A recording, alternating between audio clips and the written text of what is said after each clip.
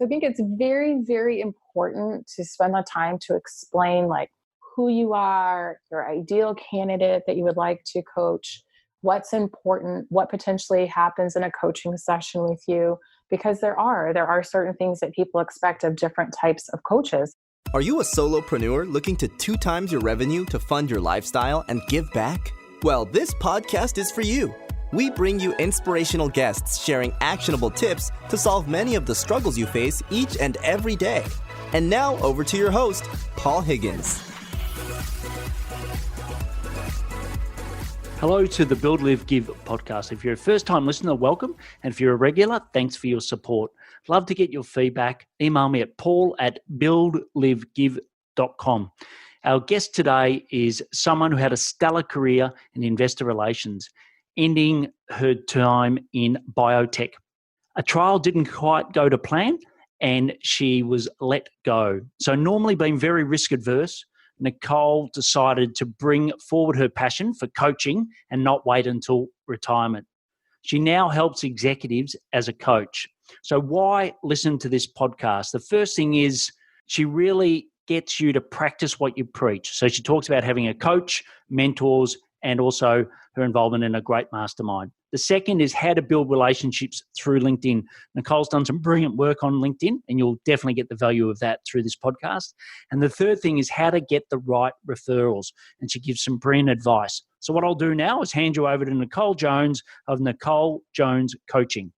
Welcome, Nicole Jones, to the Build, Live, Give podcast. So first, welcome, Nicole. Hi, how are you? I'm fantastic. Really excited to have you on the show today. I can't wait for this interview. But why don't we kick off with something that your family or friends know about you that we wouldn't? All right, so this could be interesting for many because I don't really believe I broadcasted this much. But I was on a game show here in the States called Wheel of Fortune in 2018. And I don't know if you've ever heard of that game show. I have. We've had it here as well. I don't think it's still going, but it definitely was for many years. Yeah, so I was on it in 2018. I auditioned for it, and I actually made it to callbacks. And then you could either audition solo or bring a spouse. And so I actually had my husband audition with me as well. And we ended up making the final round and got on the show. We won some money and a trip. We didn't win the overall, but it was a fun experience. Brilliant. And would you go back again? Would you do something like that again? Well, if I could do anything in terms of a game show, I'm a huge Price is Right fan. So, so I would do Price is Right, I guess. Excellent. Well, unfortunately, both of those shows are no longer, I think, on the air here, but we had them for many a times. And you and Peter, your husband, are you handy with building? Can you build houses, as an example? He probably could. He's more of a landscape type of guy. Is he? Well, because there's a show called The Block here in Australia, and that gets a lot of couples on to basically build a house. So they, have a derelict house or a derelict set of apartments, and they've got to go in and do it. So that's very popular here at the moment. Yeah, no, we would be more on the music shows. Right. We're musicians by training, so that would be probably something we would do. Okay, excellent. Well, look, I know you had a stellar career and in investor relations, and then made the big step to go into your own business. So why don't you tell us a little bit about your career and what brought around the change in running Nicole Jones Coaching? Yeah, so thank you. It's a good question. Some people could call me the master of pivot. I started my career in investor relations and corporate communications after doing my music for a while. And I was in the biotechnology industry was really where I kind of got into my wheelhouse of that career of investor relations and corporate communications. And I worked at all different kinds of companies. I worked in rare diseases, oncology, kidney disease. And it was great. It was very taxing though. A lot of time. I typically reported to a CEO and CFO. So, they kept me busy and I traveled a ton. And so in 2016, August of 2016, our company was due, it was an oncology company, was due to get results about a phase 2 trial. We completely missed our mark on the outcome of that trial. Therefore, the company needed to have a RIF, which is a reduction in workforce.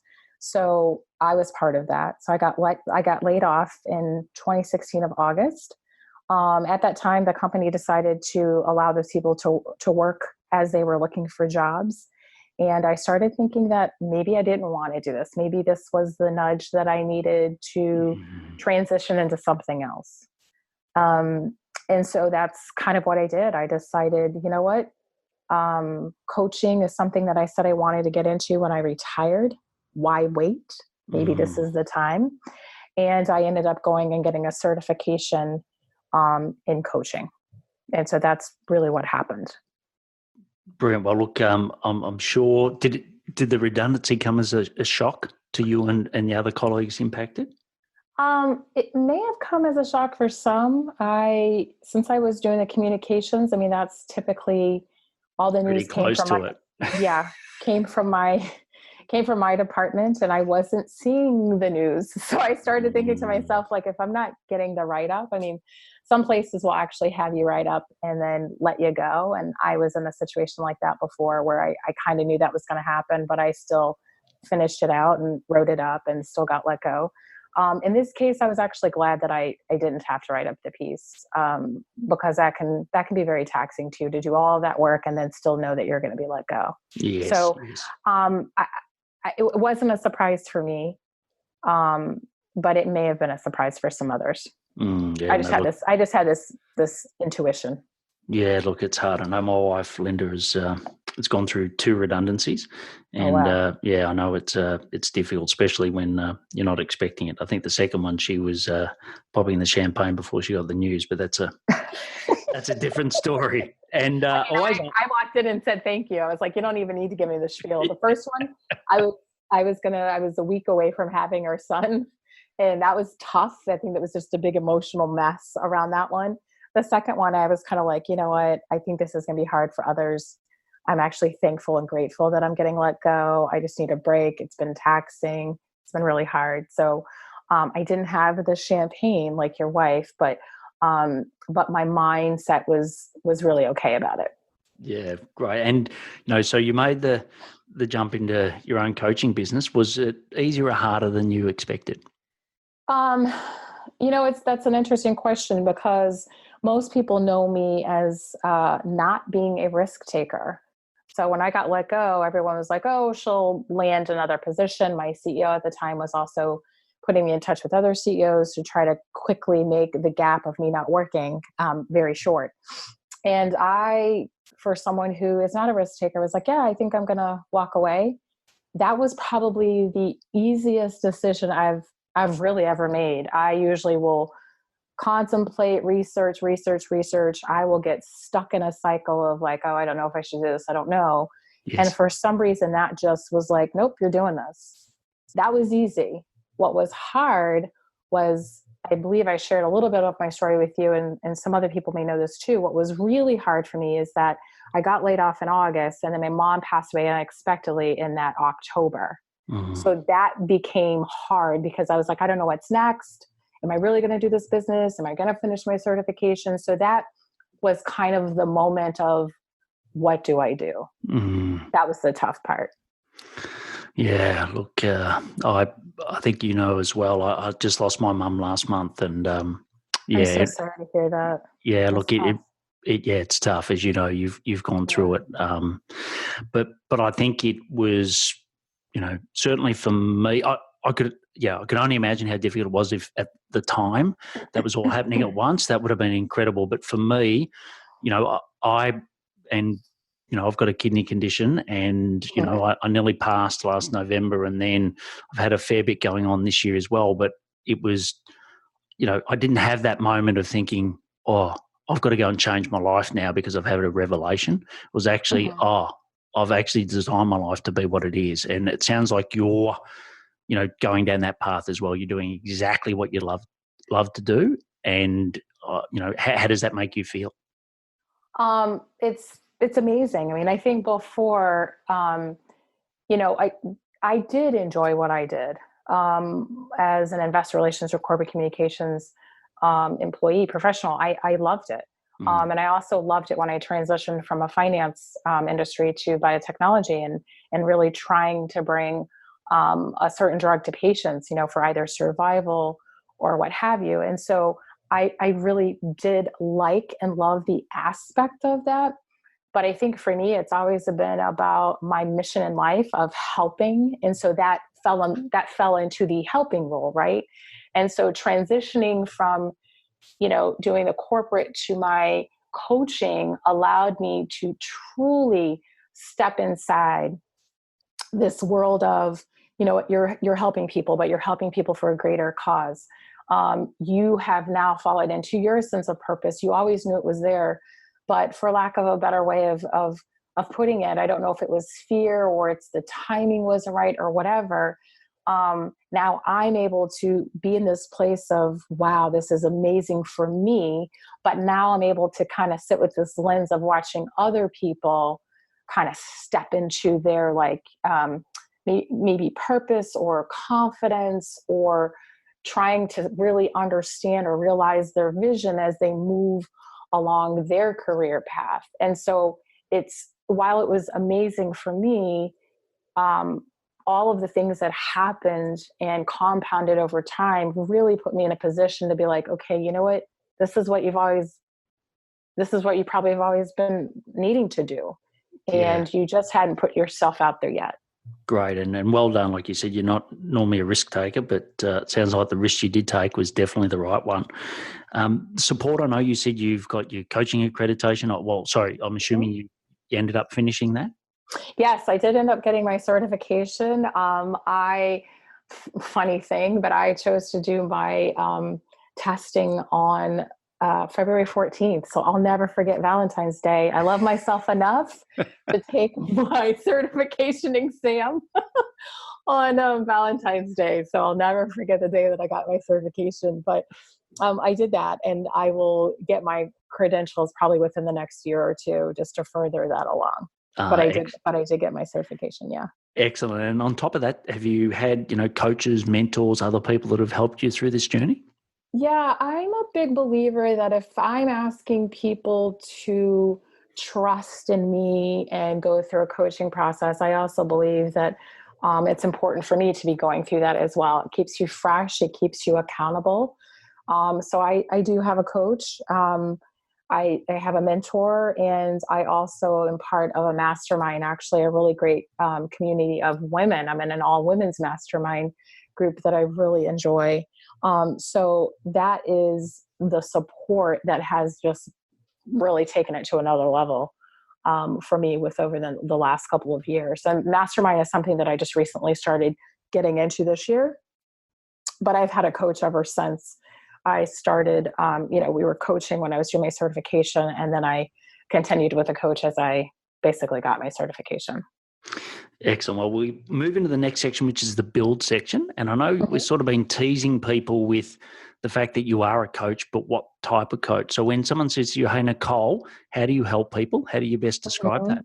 Well, I usually say, I'm an executive coach, and I am looking at helping leaders realize their vision. And so that can kind of be taken a couple ways. It can be taken as like your individual vision that you want to achieve, or really being able to step inside with the senior, the C-suite, the CEOs, and really helping them understand how to distill the vision within inside of a company. I found that when I was working in corporate, there to be a vision or there to be a mission from day one when I'd get hired. And then somehow we never quite knew what that vision and mission were as we kind of moved along at that company. And I believe that it kind of needs to be a breathing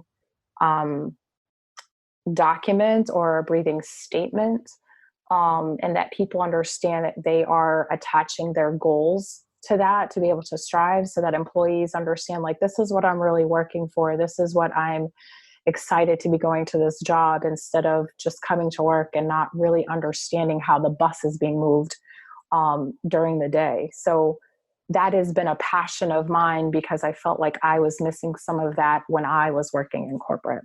And as far as method, so are you face-to-face like we are on Zoom or other platforms? How do you best coach these people?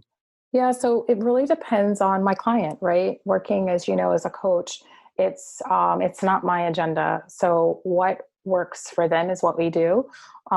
If we live in the same area, I live right outside of Washington, D.C. in Alexandria, Virginia. If I'm working with someone that is in my area, if they would prefer face to face, that's great. I find a lot of people prefer the phone. Mm. Now I think people have graduated from wanting video conferencing, and that can be, anywhere from Zoom or Skype or WhatsApp. A lot of European people that I talk to, we're very big on Skype and WhatsApp right now.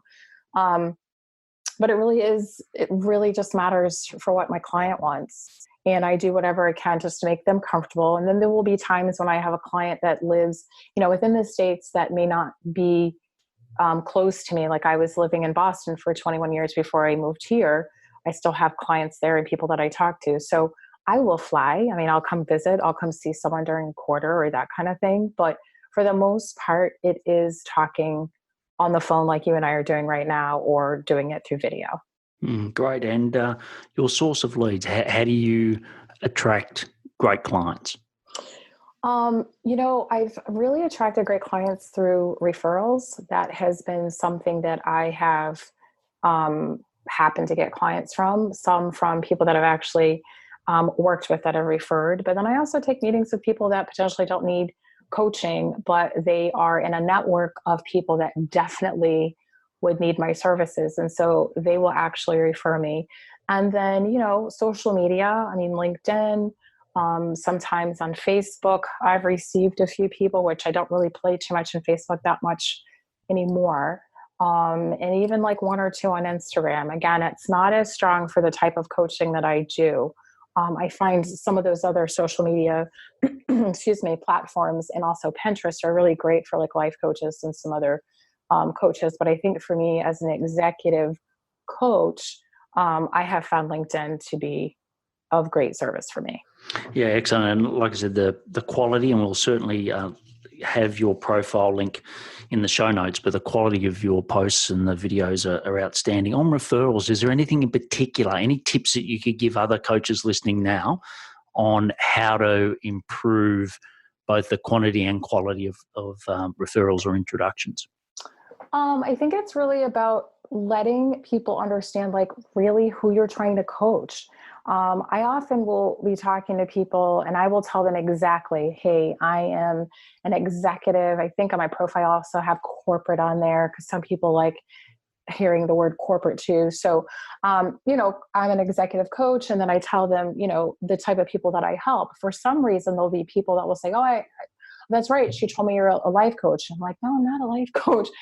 So I think it's very, very important to spend the time to explain like who you are, your ideal candidate that you would like to coach, what's important, what potentially happens in a coaching session with you, because there are certain things that people expect of different types of coaches. I mean, at the end of the day, I'm not a dating coach. At the end of the day, I'm not a baseball coach. Like, I am an executive coach. And so I think it's very important to be clear as to what you do, and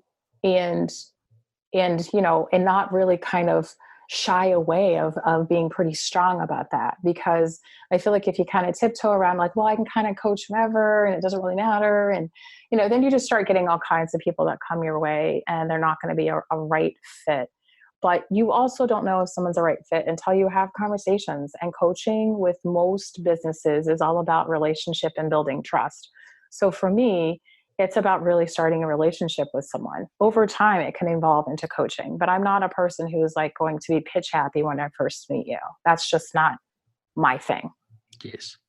And, I know a lot of people struggle with what you're talking about is saying no to clients because, especially like you said, you love to help people. Mm-hmm. And, I know often when I was a coach, I found that challenging, not helping people at the opportunity cost of helping people that could get more value. How do you, any tips on how you go about that? Well, I think it needs to be very clear with yourself first. Like I said, I am a huge helper. Um, but back in the day, I thought I wanted to go into sociology and become potentially a social worker. And I would have never made a cent because I would have given it to every person that I worked with. And I had to know that about myself, you know? And I started kind of that mentality when I started coaching. And I do allow myself to have like a pay it forward person that really catches my eye. I do have a couple of those, but for the most part, it's very, very important for you to be steadfast about, your purpose and what you would like to achieve. I mean, you have to charge for your services. And sometimes we're not comfortable saying how much something costs or, what you'll get for that cost. We can sometimes be like, well, I don't really want to ask them because I feel bad or whatever. But, the way that I got around that was sometimes I had to practice. Sometimes that sounds silly, but I had to practice saying how much I charge. Yes. And if you can't afford me, that's okay. I may have someone that I can refer you to. But you have to, if you don't set yourself up for, I am going to charge for the service and value that I bring, then you'll never grow your business. You just won't, because you'll be giving it away for free all the time. And if you're in the business for just helping people, then there's no reason to really set up shop and try to have a company and try to have a business, right? You can help anytime. But if you're setting up a company because you want to have a business, you want to make money, you want to have goals, there are things in your life that you want to achieve, then you have to know that you have to charge, number one. But number two, that every client isn't going to be your client, and that's okay. Yeah, look, I think that's if you're a coach listening, I know I made that mistake. I think very wise words, and I love that idea about practicing. The LinkedIn, I know that, as we've spoken a bit about it, but just 3 key tips that you've learned through your journey on LinkedIn that you would love to share with other people listening now. One of the biggest tips for me is I sat on the sidelines for way too long. And what I mean by that is I've been on LinkedIn for years, but I'm old school. So old school LinkedIn people are like, we just have resumes, right? We don't do anything on LinkedIn. And there's still a lot of those out there. If you're out there, please start looking at your profiles and engaging with people, because it is about building a personal brand. But I say, if you're scared, just try to get through that fear and just put yourself out there. I didn't want to do a video. I actually would have loved to have done the video, but I didn't know if I wanted to write a post because people could be judging me on the post. Oh my goodness. And it just got to be a war with myself. And then it was finally, someone's like, okay, you just need to start. And I said, okay. And I honestly picked a date, and that was it. I started on Martin Luther King's birthday, January 11th, and I haven't looked back. It's like, I have to post. I've had a few times when maybe it wasn't as often as I wanted to, but that's one that I would really say to do. Another one is to engage, like just to kind of sit on the sideline. What does that do? Like, I have met some of the most amazing people engaging and just taking a chance, like putting myself out there, engaging with some people that some people would think like, oh, they'll probably never get back in touch with you, or that's probably not the right person. I believe you have to do what works for you.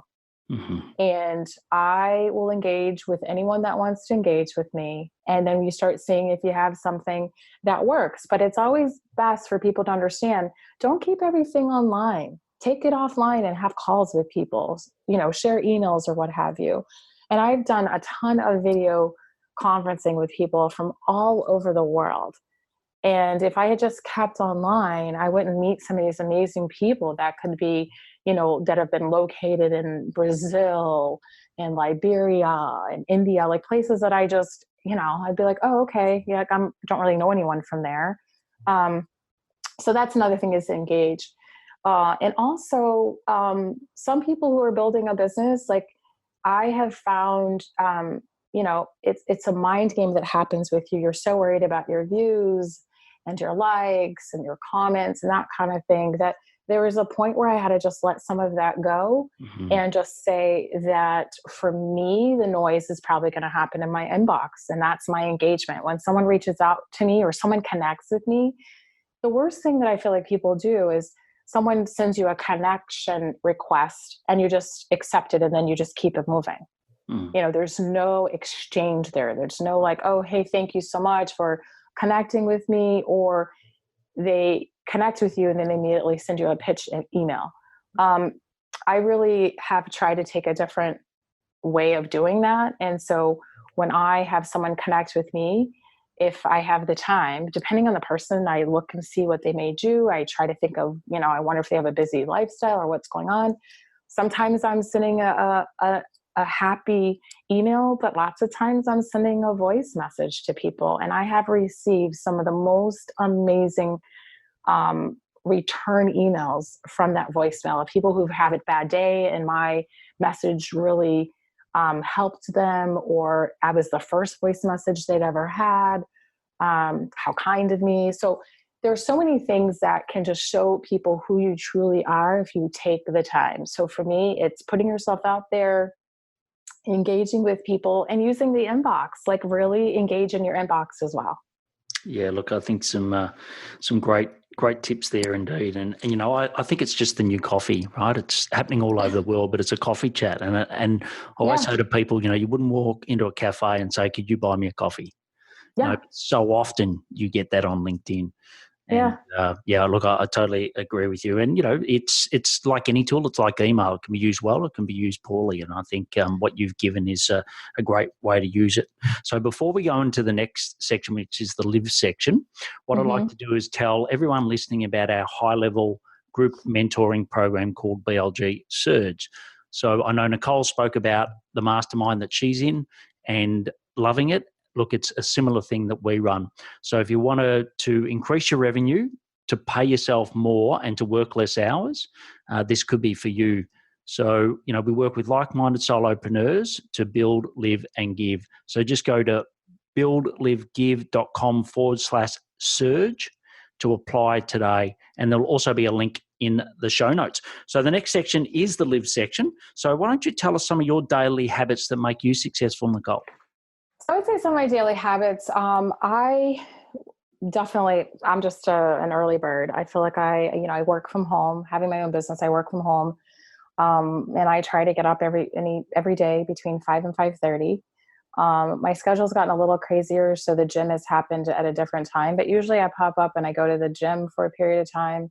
Then I'm on LinkedIn. Sometimes I'm on LinkedIn while I'm at the gym. But I immediately kind of just start that flow.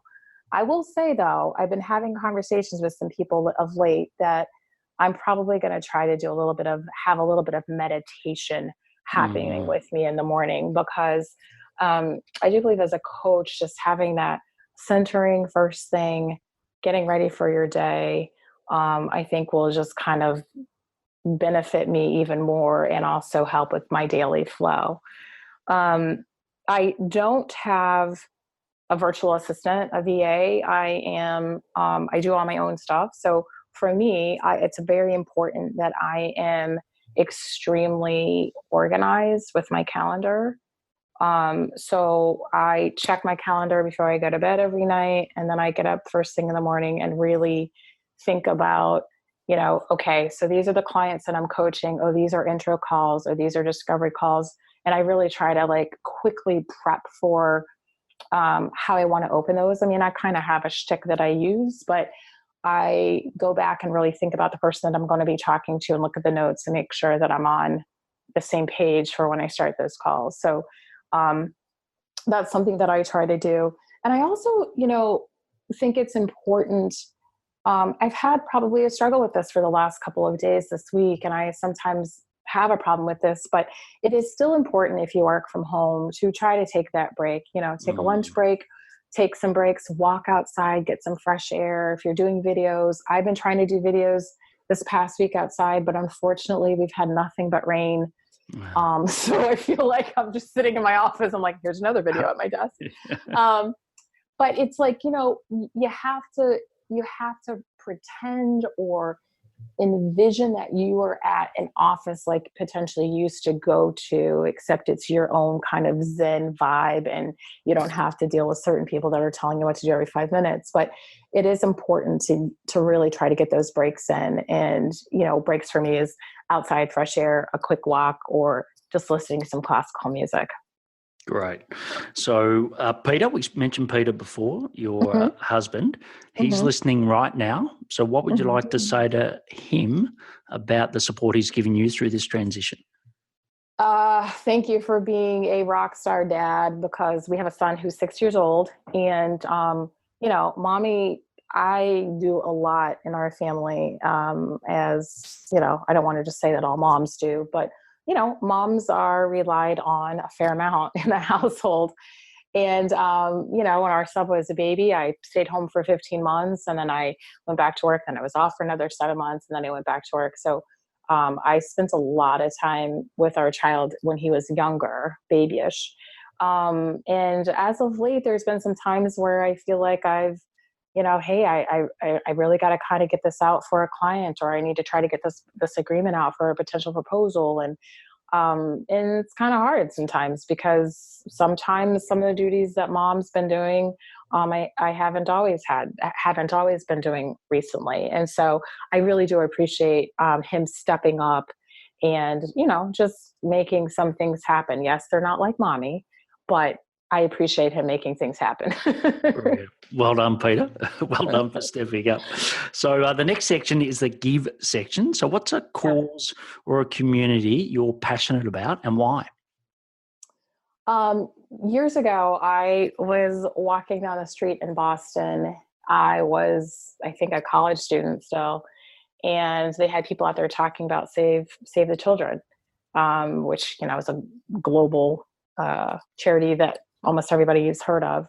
But I wasn't making much money then. And I was like, oh my gosh, I don't think I'll be able to pay. Like, I think it was like $19.95 a month, struggling college student. And I said, you know what, but I feel like the $19.95 at that time, was something that I felt like I wanted to try to support. And so for me, that has been my cause. And I have done that ever since I was, like 21, 22, I think I was. And I specifically said that I wanted to have a child in the States, because I feel like we sometimes don't see people in our own country that need help. And so I have always had a child who's been on a Native American reservation. And I have loved it. Like, it's been a great relationship. I've had multiple children. Most of them have been boys. I've had one girl, but most of them have been boys. And it's been awesome to see that my donation each month really helps foster their education, and also them just being able to be around other kids that are doing things that kids do. So that is an organization that I feel very strongly with helping. That's great. And it's good that you've been doing that for the last 5 years. Because you're only 26. You're only 26, right? Yeah, sure. I'll take that. Sure, I'm only 26. Cool. Well, the last section is the action section, where I'll ask you a question and just give me a rapid fire response. So the first one is, what are your top 3 personal effectiveness tips? I feel like some of these have just been tried and true, and they're just like old school, but I still feel like they work. And I would say my first one would be like, keep your word. What you say really, really matters. And so if you say you're going to do something, and you tell someone you're going to do something, specifically if you're running a business and you say that you're going to do something for someone or send them something, like, you have to keep your word. Because that shows really who you are as a person. So that's my number one. Great. Number 2 kind of goes on that as well. We all say this, but we don't always all follow it. I know I'm not going to be real creative, but these are things that I just really think about. Under promise and over deliver. When I was working in corporate, I felt like all we did was over deliver. And it used to drive me crazy, because I'd be like, why did we just tell that investor that we could do that. We can't do that. There's no, I don't know how we could possibly do that. And so having my own company now, I really think about that, because if I could, under promise, and I, in my heart of hearts, I would love to like over promise, but I also want to be able to make sure that I'm delivering on my word and getting something with the product and quality that someone needs. So under promise and over deliver is another one for me. And it's another one that's really old, but treat others how you want to be treated. Kindness for me is like the top of my list. And so it goes back to, okay, so if you do want to not do a handshake on LinkedIn and you just want to pitch me after I accept, what I say to that is that may be your style and that's what you have to do, but I'm at least going to show the respect and just say, you know what, I thank you so much for reaching out, but this is not something that I'm interested in. Yes. Because I want that to happen to me when I do that to someone. And so it's really about just treating others the way that you'd want to be treated. And so those are my top three that, while they are old and, some people may say they're not creative, I still feel like we have a hard time with those. And so those are three that I really follow. Well, I think it's the old adage of easy to say, hard to do. So yeah, I think they definitely fit into that category. Your top technology. So what's a bit of technology that you couldn't run your business without?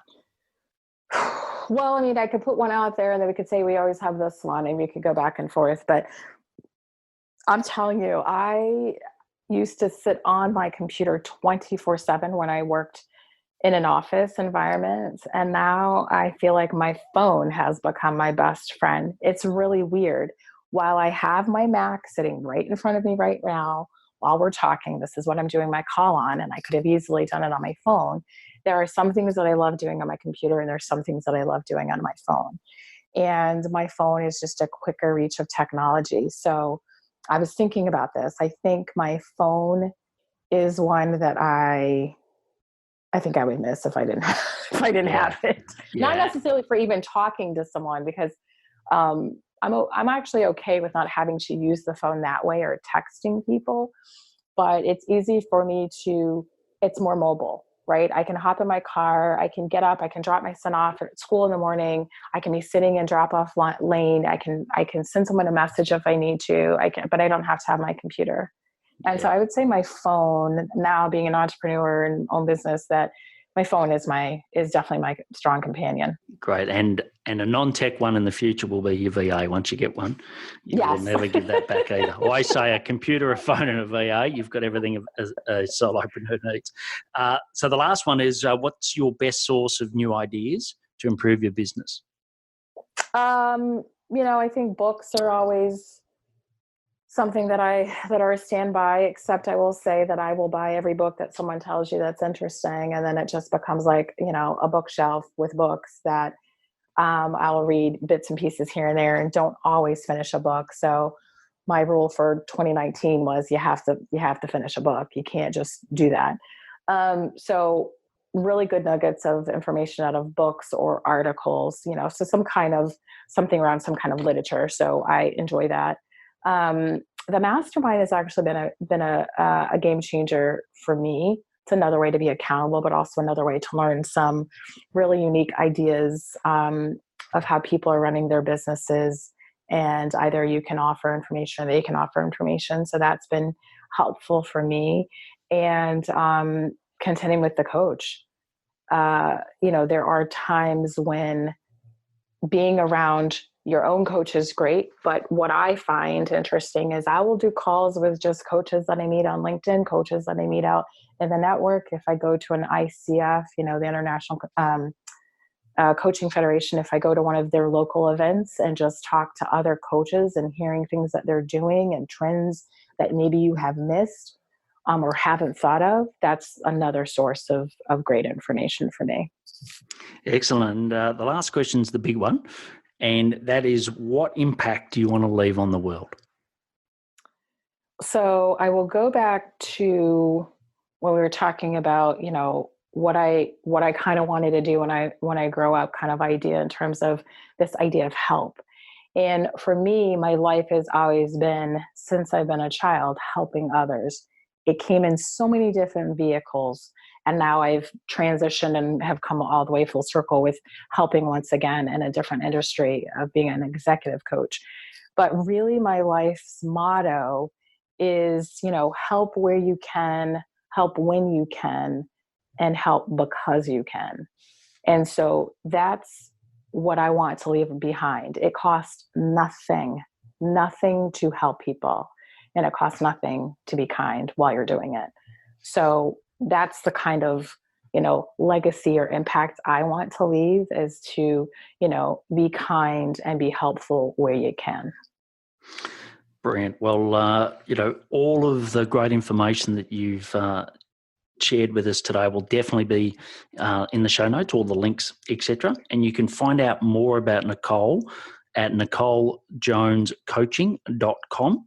And also, as I said previously, she does some brilliant posts on LinkedIn. I absolutely love them. So you can go to her LinkedIn profile, and her specific LinkedIn is Nicole-P-Jones.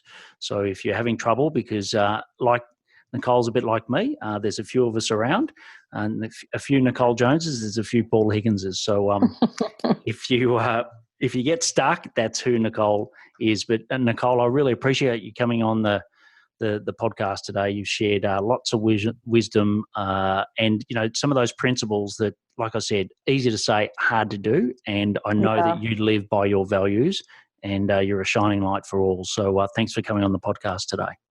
Thank you so much, Paul. I greatly appreciate it. And I look forward to continuing to watch you on your journey as well. Thank you. Brilliant. Thanks, Nicole. Bye. Thank you. I really love that interview with Nicole. She shared so much rich experience and value. So you can get the show notes with everything that she mentioned at buildlivegive.com. If you'd love to be a guest on the show, click the email logo on our homepage and please apply. If you would like to apply for our group mentoring, which will help you 2 times your revenue to fund your lifestyle and also to give back, just go to buildlivegive.com/surge. There will definitely be a link in the show notes as well, but you can fill out an application, and I'd love to see if we're the right fit for you. So please take action to build your business, to fund your lifestyle, and to give back. Thank you for listening to the Build, Live, Give podcast. If you like what you heard, please subscribe and leave us a review. It would mean the world to us.